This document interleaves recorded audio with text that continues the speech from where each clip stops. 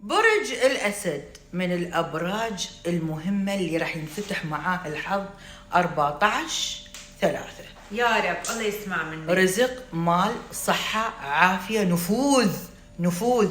اللي كان يريد ياخذ كرسيك ما يقدر لك، لأنه برج الأسد مخطط بارع. لو خطط لك يا حبيبي لا يخلي ليلك ليل ولا نهارك نهار. فمالك ومال برج الأسد، خليك هادئ وبعيد وابعد عن الهم وغني له.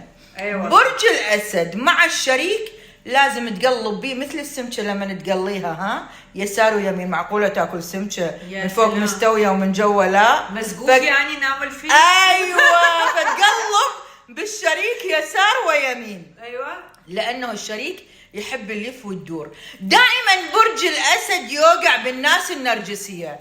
كم أسدية معانا